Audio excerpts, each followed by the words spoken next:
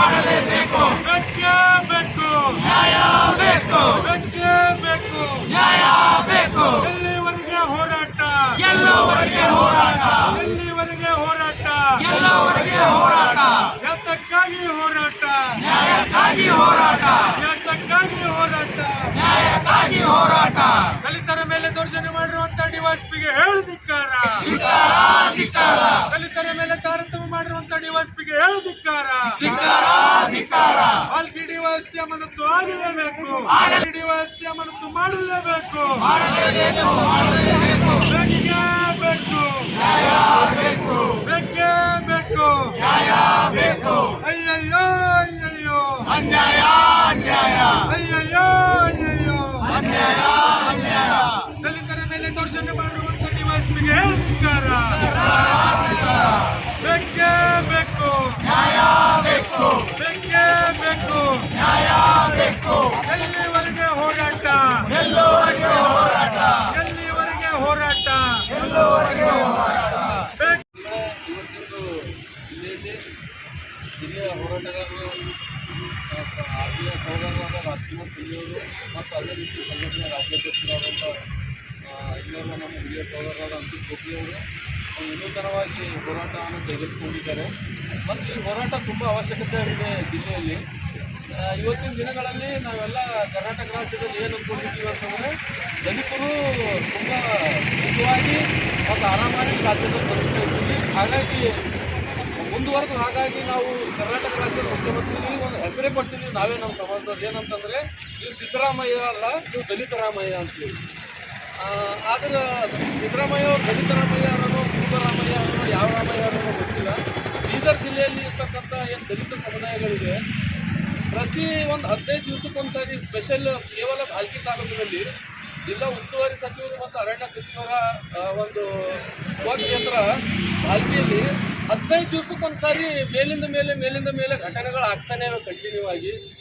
ದಲಿತ ಓಣಿಗಳಿಗೆ ನುಗ್ಗಿ ಹೊಡೆಯೋದು, ದಲಿತರನ್ನು ದೇವಸ್ಥಾನಕ್ಕೆ ಪ್ರವೇಶ ಮಾಡದೇ ಇರೋದು, ದಲಿತ ಹೆಣ್ಮಗಳನ್ನು ಹೊಲದಲ್ಲಿ ಹೋಗಿ ಹೊಡೆದು ಮತ್ತು ಪೊಲೀಸ್ ಇಲಾಖೆಗೆ ಗುಮ್ರಾ ಮಾಡ್ತಕ್ಕಂಥ ಪ್ರವೃತ್ತಿ ಚಾಲಾಗಿದೆ. ಏನಂತಂದರೆ ಸವರ್ಣೀಯರು ಹೊಡೆದ ಮೇಲೆ ಆ ಹೆಣ್ಮಗಳಿಗೆ ಹಂದಿ ಅಟ್ಯಾಕ್ ಮಾಡಿದೆ, ಕಾಡು ಹಂದಿ ಬಂದು ಕಚ್ಚಿದೆ ಅಂತೇಳಿ ಈ ರೀತಿಯೆಲ್ಲ ಸುಳ್ಳು ರಿಪೋರ್ಟ್ಗಳನ್ನು ಮಾಡಿಕೊಂಡು ನಮ್ಮ ಜಿಲ್ಲೆಯ ಸ್ಥಿತಿ ಯಾವ ರೀತಿ ಮಾಡಿದ್ದಾರೆ ಅಂತಂದರೆ ನಾವು ಒಂದು 2 ವರ್ಷ 3 ವರ್ಷದ ಕೆಳಗಡೆ ನಾವು ಎಲ್ಲೋ ಒಂದು ಕೂತ್ಕೊಂಡು ಮಾತಾಡ್ತಾ ಇದ್ದೀವಿ. ದಲಿತರ ಮೇಲೆ ಅನ್ಯಾಯ UP ಬಿಹಾರದಲ್ಲಿ ನಡೀತಾ ಇದೆ, ನಾವು ಕರ್ನಾಟಕದಲ್ಲಿ ತುಂಬ ಕ್ಷೇಮವಾಗಿದ್ದೀವಿ ಅಂತೇಳಿ. ಆದರೆ ಇದು ಅತ್ಯಂತ ಸುಳ್ಳು. ನಮ್ಮ ಜಿಲ್ಲೆಯಲ್ಲಿರ್ತಕ್ಕಂಥ ಕೆಲವು ನಾಯಕರುಗಳವ್ರ ಹೆಸರು ನಾನು ಹೇಳೋಕ್ಕೆ ಇಷ್ಟಪಡೋದಿಲ್ಲ. ಅವ್ರೇನು ಮಾಡ್ತಾ ಇದ್ದಾರೆ, ಪ್ರತಿ 5 ವರ್ಷಕ್ಕೊಂದು ಬಾರಿ ಸಾರ್ವತ್ರಿಕ ಚುನಾವಣೆ ಅಂತ ಬರ್ತದೋ ಆ ಸಾರ್ವತ್ರಿಕ ಚುನಾವಣೆಯಲ್ಲಿ ಇಡೀ ದಲಿತ ಸಮುದಾಯ ನಾವು ಕಾಂಗ್ರೆಸ್ ಪರ ಇದ್ದೀವಿ, ನಾವು ಕಾಂಗ್ರೆಸ್ಗೆ ಒಳ್ಳೆಯ ಮತಗಳನ್ನು ಕೊಟ್ಟು ನಾವು ಕಾಂಗ್ರೆಸ್ ಸರ್ಕಾರನ ಅಧಿಕಾರದಲ್ಲಿ ತಂದಿದ್ದೀವಿ, ಆವಾಗ ಮಾತ್ರ ನಾವು ದಲಿತರು ಸೇಫ್ ಆಗಿರ್ತೀವಿ ಅಂತೇಳಿ ತಾವೆಲ್ಲರೂ ಸಂಪೂರ್ಣವಾಗಿ ಬೆಂಬಲ ಕೊಡ್ತಾ ಇದ್ದಾರೆ. ಆದರೆ ಈ ರೀತಿ ಸಮಾಜ ಮೇಲೆ ಅನ್ಯಾಯ ಆದಾಗ ಯಾವುದೇ ದಲಿತ ಮುಖಂಡರು ಚಕ್ಕಾರಿ ಅನ್ನೋದೇ ಒಂದು ಪ್ರೆಸ್ ಮೀಟ್ ಮಾಡ್ದೇನೆ, ಪ್ರೆಸ್ ನೋಟ್ ಕೊಡ್ದೇನೆ, ಈ ಒಂದು ಸಚಿವರಿಗೆ ಯಾವುದೇ ತರಹದ ಒಂದು ಬಿಸಿ ಮುಟ್ಟಿದ್ದೇನೆ ಸಮಾಜದ ಸಂಪೂರ್ಣ ಏನು ಇದು ಗುತ್ತಿಗೆ ಹಿಡ್ಕೊಂಡು ಕೂತಿದ್ದಾರೆ. ನಮ್ಮ ಹಿರಿಯ ನಾಯಕರಾದಂಥ ರಾಜ್ಕುಮಾರ್ ಮೂರ್ತಿ ಅವರು ಹೇಳಿದ್ರು, ಇವರು ಸಮಾಜದ ಲೀಡರ್ಗಳಲ್ಲ, ಇವರೆಲ್ಲ ಗುತ್ತೇದಾರಗಳಾಗಿ ಕೆಲಸ ಮಾಡ್ತಾ ಇದ್ದಾರೆ. ಯಾವ ರೀತಿ ಗುತ್ತೇದಾರಗಳಂತಂದರೆ ಭಾಲ್ಕಿಯಲ್ಲಿ ಕೆಲವು ಗುತ್ತೇದಾರಗಳು, ಬೀದರ್ನಲ್ಲಿ ಕೆಲವು ಗುತ್ತೇದಾರಗಳು, ಹುಮ್ನಾಬಾದಲ್ಲಿ ಕೆಲವು ಗುತ್ತೇದಾರಗಳು. ಅದೇ ರೀತಿ ಈ ಗುತ್ತೇದಾರಗಳಿಗೆ ನಾವು ದೂರ ಮಾಡಿ 5 ವರ್ಷದ ಕೆಳಗಡೆ ನಮ್ಮ ಜಿಲ್ಲೆಯಲ್ಲಿ ದಲಿತರಿಗೂ ಒಂದು ಪ್ರಬಲವಾದ ಶಕ್ತಿ ನಮ್ಮ ಹಿರಿಯ ಸಹೋದರ ಅಂಕುಶ್ ಗೋಖಲೆ ಅವರು ಪಡ್ಕೊಂಡಿದ್ರು. ಯಾವುದೇ ಕ್ಷೇತ್ರದಲ್ಲಾಗಲಿ ಇಡೀ ಜಿಲ್ಲೆಯಾದ್ಯಂತ ದಲಿತರ ಮೇಲೆ ಅನ್ಯಾಯ ಆದಾಗ ಅದನ್ನು ಸಡನ್ನಾಗಿ ಆ್ಯಕ್ಷನ್ ತೊಗೊಂಡು SP ಮೇಲೆ ಮತ್ತು DC ಮೇಲೆ ಒತ್ತಾಯ ತರುವುದರ ಮೂಲಕ ಒಂದು ಅದಕ್ಕೆ ತಾರ್ಕಿಕ ಅಂತ್ಯವನ್ನು ಕಾಣಿಸ್ತಾ ಇದ್ರು. 5 ವರ್ಷ ಆದಮೇಲೆ ಏನೋ ಒಂದು ಕಾರಣಾಂತರದಿಂದ ರಾಜಕೀಯ ಒಂದು ಇದಾಯಿತು. ಅದಾದಮೇಲೆ ಮತ್ತೆ ಇವಾಗ ನಮ್ಮ ಹಿರಿಯ ಸಹೋದರರಾದ ಅಂಕುಶ್ ಗೋಖಲೆ ಅವರು ಫೀಲ್ಡಿಗೆ ಇಳಿದಿದ್ದಾರೆ. ದಲಿತರಲ್ಲಿ ಒಂದು ಆಶಾಭಾವನೆ ಹುಟ್ಟಿದೆ, ಮತ್ತೊಮ್ಮೆ ಜಿಲ್ಲೆಯಲ್ಲಿ ಏನಾದರೂ ಹೊಸ ಮೂಡಬಹುದು ಅಂತೇಳಿ. ಅದಕ್ಕಾಗಿ ನಾವು ಮತ್ತೆ ಎಲ್ಲ ಹಳಬರೆಲ್ಲ ಸೇರಿಕೊಂಡು ಇವಾಗ ಈ ಒಂದು ಹೋರಾಟಕ್ಕೆ ಮುನ್ನುಡಿ ಹಾಕ್ತಾ ಇದ್ದಾರೆ. ಈ ಹೋರಾಟ ಕೇವಲ ಅಂಬೇಡ್ಕರ್ ಸರ್ಕಲಲ್ಲಿ ಒಂದು ಟೆಂಟ್ ಹೌಸಲ್ಲೇ ಕೊನೆಗಾಣೋದಿಲ್ಲ. ಅಣ್ಣವರು ಒಂದು ಕಡೆ ಹೇಳ್ತಾ ಇದ್ರು, ಈ ಇಡೀ ಹೋರಾಟನ ಬೀದರ್ ಜಿಲ್ಲೆಯಲ್ಲಿರ್ತಕ್ಕಂಥ 6 ವಿಧಾನಸಭಾ ಕ್ಷೇತ್ರಗಳಿಗೆ ನಾನು ಒಯ್ದು ಬೀದರಲ್ಲಿ ಒಂದು ದೊಡ್ಡ ಸಮಾವೇಶ ಮಾಡೋದ್ರ ಮೂಲಕ ಜಿಲ್ಲಾ ಸಚಿವರಾಗಿರ್ಬೋದು ಮತ್ತು ಜಿಲ್ಲಾ ಆಡಳಿತ ಆಗಿರ್ಬೋದು ದಲಿತರ ಮೇಲೆ ಏನೇನು ದೌರ್ಜನ್ಯ ಮಾಡ್ತಾ ಇದೆ, ಅರಣ್ಯ ಒತ್ತುವರಿ ಎಲ್ಲ ಆಗ್ತಾ ಇದೆ, ದಲಿತರ ಮೇಲೆ ಯಾವ್ಯಾವ ಅನ್ಯಾಯಗಳಾಗ್ತಾ ಇದೆ, ಸರ್ಕಾರಿ ಕಚೇರಿಗಳಲ್ಲಿ ಅಧಿಕಾರಿಗಳು ದಲಿತರನ್ನ ಯಾವ ರೀತಿ ಮಾತಾಡ್ತಾ ಇದೆ, ಇವೆಲ್ಲ ಕೂಲಂಕುಷವಾಗಿ ಒಂದು ರಿಪೋರ್ಟ್ ರೆಡಿ ಮಾಡಿ ಜಿಲ್ಲಾಡಳಿತಕ್ಕೆ ಮತ್ತು ಸರ್ಕಾರಕ್ಕೆ ಬಿಸಿ ಮುಟ್ಟಿಸುವ ಕೆಲಸ ಕೇವಲ ಕೆಲವೇ ದಿನಗಳಲ್ಲಿ ಅಂಕುಶಣ್ಣವರು ಇಡೀ ಜಿಲ್ಲಾದ್ಯಂತ ಇದು ಒಂದು ಸಂಚಾರಿ ರೂಪಿಸ್ಕೊಂಡು ಕೆಲಸ ಮಾಡಲು ಮುನ್ನುಗ್ತಾ ಇದ್ದಾರೆ. ಅದೇ ರೀತಿ ನಾನೆಲ್ಲ ಬೀದರಲ್ಲಿ ಇರ್ತಕ್ಕಂಥ ನನ್ನ ದಲಿತ ಹಿರಿಯ ಸಹೋದರರಿಗೆ ನಾನು ರಿಕ್ವೆಸ್ಟ್ ಮಾಡ್ತಾ ಇದ್ದೀನಿ, ಇನ್ನಾದರೂ ತಾವೆಲ್ಲ ತಿಳ್ಕೊಂಡು ನಾವು ಕಾಂಗ್ರೆಸ್ಗೆ 75 ವರ್ಷ ಸತತವಾಗಿ ಓಟ್ ಕೊಟ್ಟಿದ್ದೀವಿ.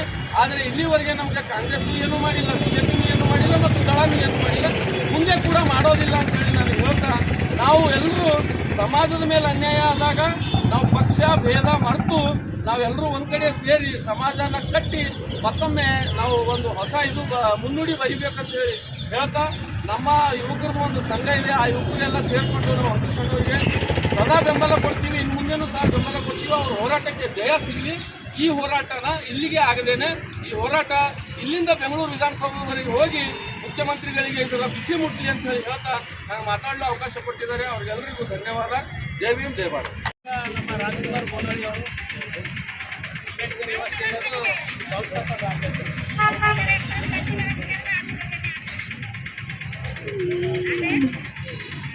ಆತ್ಮೀಯ ಬಂಧುಗಳೇ, ಇವತ್ತಿನ ದಿವಸ ಜನರಧ್ವನಿ ಸಂಘಟನೆ ವತಿಯಿಂದ ಬೀದರ್ ಜಿಲ್ಲೆಯಲ್ಲಿ ನಿರಂತರವಾಗಿ ದಲಿತರ ಮೇಲೆ ನಡೆಯುತ್ತಿರುವ ದೌರ್ಜನ್ಯಗಳನ್ನು ಕಡಿವಾಣ ಹಾಕಬೇಕಂತ ಹೇಳಿ ಇವತ್ತು ಒಂದು ಹೆಜ್ಜೆ ಮುಂದಿಕ್ಕಿದ್ದಾರೆ.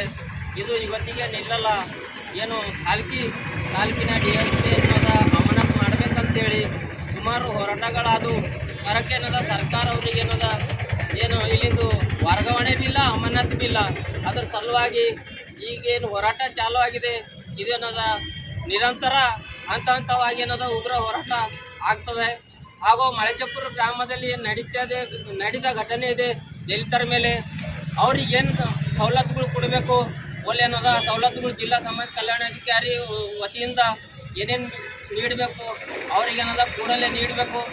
ಮತ್ತು ಅವ್ರಿಗೇನು ನಮ್ಮದು ದಲಿತರ ಮೇಲೆ ಏನು ಕೇಸ್ಗಳು ಹಾಕಿದಾರ, ಏನು ಅವ್ರೇನು ಆ ಘಟನೆಯಲ್ಲಿ ಹೇಳುವುದಿಲ್ಲ ಅಂಥವ್ರದ್ದೇನದ ಎಲ್ಲ ಹೆಸರುಗಳು ಏನದ ಹಾಕಿದಾರ, ನೂರಾರು ಜನರದು ಅಂಥ ಕೇಸ್ಗಳು ಏನದ ಕೂಡಲೇ ಹಿಂಪಡಿಬೇಕು. ಹಿಂಪಡಿದ ಬಿ ರಿಪೋರ್ಟ್ ಹಾಕಬೇಕಂತ ಹೇಳಿ ಈ ಧರಣಿಯ ಮುಖಾಂತರ ನಾವು ಅಂಬೇಡ್ಕರ್ ಯೋಜನೆಯಿಂದ ಏನು ಧರಣಿ ನಡೀತಾ ಇರ್ತದೆ ಅದಕ್ಕೆ ನಾವು ಬೆಂಬಲ ಕೊಟ್ಟಿದ್ದೇವೆ. ಅವು ಕೇಸ್ಗೆ ನಾವು ವಾಪಸ್ ತೆಗೆದಿದ್ದರೆ ಒಂದು ಉಗ್ರ ಹೋರಾಟ ಮಾಡ್ತೀವಿ ಅಂತ ಹೇಳಿ ಈ ಮೂಲಕ ಎಚ್ಚರಿಕೆ ನೀಡ್ತೇನೆ ಬಂಧುಗಳೇ. ನನ್ನ ಹೆಸರು ರಾಜಕುಮಾರ್ ಗೋನಳ್ಳಿ, ಅಂಬೇಡ್ಕರ್ ಯುವ ಸೇನೆ ರಾಜ್ಯಾಧ್ಯಕ್ಷ.